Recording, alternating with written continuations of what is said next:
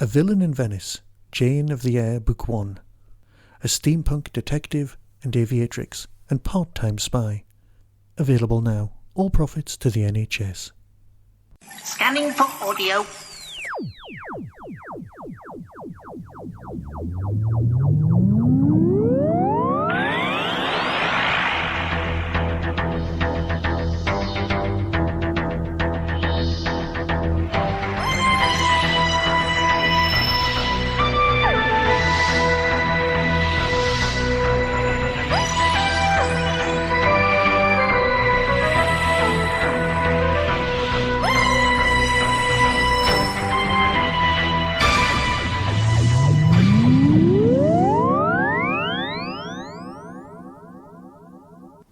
Welcome to a Tin Dog podcast. This time talking about, the latest Paul McGann. Now, the latest Paul McGann is called Stranded. And the big question that a lot of people have been asking is, do I need to be caught up with Paul McGann in order to get on with it? And the good news, for those of you who haven't been keeping up with your 8th Doctor, is no, you don't need to. You don't need to know where we're up to. All you need to know is that something has happened that has ended up with the 8th Doctor being, stranded on Earth in 2020. Now, there was this age-old statement that it's almost impossible to write a bad first episode of Doctor Who. Bear with, it's alright, it's not going to be derogatory or anything like that. Basically, what you're doing in your first episode is you're setting up the mystery. Now, of course, it is perfectly likely that you can write a bad first episode of Doctor Who. But what you've got here is 4 stories, because this is a continuing box set. 4 episode 1s. Yes, they're all self-contained narratives. They all head in one direction, but they're all the openings, the beginnings. You're getting to know all of the characters. 1.1 is Lost Property by Matt Fitton. Trying to find a way to resume his travels, the Doctor calls in some old favours. As the residents get to know the new arrivals, something else finds its way into Baker Street. Seeding suspicions, Helen meets a man with a very familiar face and a terrible warning. Now, on the front of the box, you've got Paul McGann, Hattie Morahan, and Nicola Walker. But you've also got Tom Price, Tom Baker, and Clive Wood. Yeah, you heard Tom Baker. And Rebecca Root. You see, that's quite a big lineup. The cover's very simple. You've got the 8th Doctor currently wearing his bin man coat. And then you've got a selection of other faces. And then you've got something that looks a bit like the Thames Television logo, with all of the London landmarks. Now, this is set in 2020, or a 2020. This is not set at all in any sort of COVID crisis. Because obviously, this was written and recorded ages ago. But it's got the 8th Doctor, and it's got Tom Baker. But it's not Tom Baker playing the 4th Doctor. Oh no, it's Tom Baker playing an alternative future Doctor, who happens to just look and sound a lot like the 4th Doctor. Remember from that anniversary special, revisiting famous faces and old faces? Well, he's there, giving hints and tips and pushing things along, but obviously not interfering in his own timeline. That would be madness. So it's the setup, because although they own Baker Street, they also have to live in that most terrible of Doctor Who places, the real world. It's a terrible thing. No TARDIS at all. It's not like he's stranded with some technological items. And of course, this is a world without unit. It's just a completely lost Doctor. You've got one companion who's from the future and couldn't possibly get a job as a doctor, a medical doctor, a medtech, because, she knows far too much, and all of the kit that she's aware of just doesn't exist. She's got skills in things that just nobody uses. I wonder what that would be like. The other one, a history professor, she knows lots and lots about how history was seen years ago. It's all very confusing, and they all have to just bumble by and survive.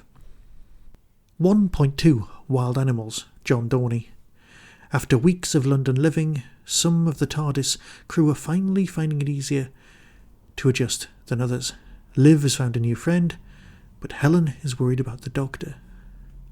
And when the tragic crime takes place, Time Lords must learn the limits of his powers. Because the Doctor likes adventure, he likes turning up, he likes fixing things, he likes moving on. Can't do any of that. Seeing that the world is a terrible place and needing to be fixed, that's what the Doctor does, but you can't fix it and live in this world in the way that the Doctor does everywhere else. It's showing the problems of Doctor Who as a story, but it's using that to the strengths within that. Yes, well, look at it this way. You could watch a drama about Fire Brigade, 911, Chicago Fire, not Chicago Bins, all of those other ones. But you know from experience, from the real world, that what you're watching isn't a procedural drama. It's just some sort of adventure thing. You know that they pay lip service to how things really are in the real world, but you know, if you give it any thought at all, that that's really not how people would react. Most people would be sacked if they behaved like they do in Chicago PD.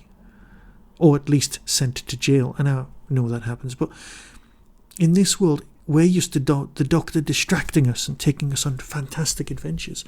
But the minute you trap the Doctor here on Earth, he's just completely lost.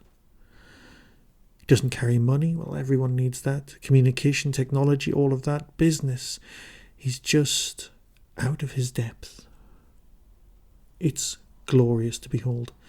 Liv's growing relationship with Rebecca Root's character is great. And then we start finding out more about the people who live in the house. It's completely ensemble. Everyone's got an important part of it.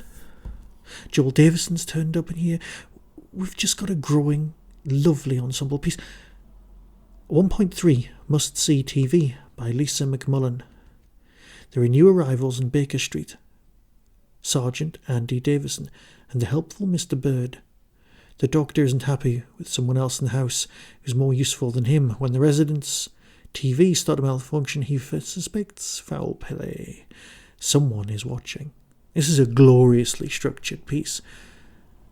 Again, it's feeding into an ongoing multi-layered narrative, but more importantly, this is where Torchwood, Andy Davison's character, turns up and his links with other characters going on. And it should have been so obvious, because the characters belong in Torchwood and belong here. This is the crossover, because we always said that there shouldn't be some sort of Doctor turns up and saves the day in Torchwood, because that would just cheapen Torchwood. But keeping an eye on a lost and feral Time Lord, that's perfectly acceptable.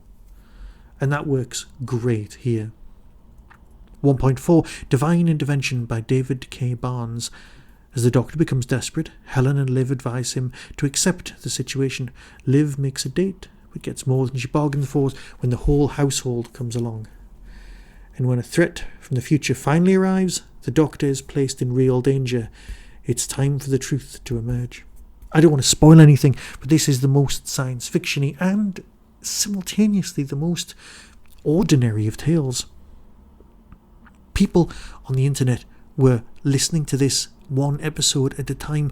They weren't just binging the whole thing. They wanted to savour the storylines. Yes, Tom Baker isn't in this half as much as we'd like. Yes, Rebecca Root's character is brilliant. Yes, it's incredible to know that once it's distilled down to its main factors, Doctor Who still manages to survive without the sonic screwdriver, without the TARDIS, and trapped in a terrifying alien world, and the alien world is ours.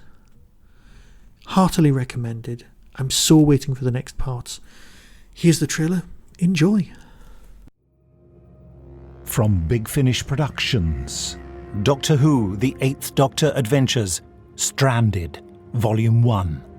She used every ounce of her strength to escape the Crucible. No control, no navigation. Instinct brought her to her second home, Earth. Then she gave up the ghost. You're saying you own a house? Oh, this place! Isn't this Baker Street? Expensive area. Number 107. I made the investment a long time ago. Hello? Can I help you? Yes? What are you doing in my house? The past few days, everyone's becoming more paranoid that there could be someone or something else in the house. The idea of spending the rest of my life here. There are worse places to live than planet Earth. The TARDIS isn't responding at all. Well, we knew it'd be difficult. I really think I might not get her back. Doctor, Liv's been shot! I thought it was safe here, but we've lived our lives so dangerously for so long that we've forgotten death lurks everywhere. Driving a car, walking the street, working in a shop. A police box on Camden Road. I'm old enough to remember what this was really used for. Big Finish. We love stories. But if we're going to be stuck here a while, we might as well give the walls a lick of paint. I'm a Time Lord. I don't do up kitchens.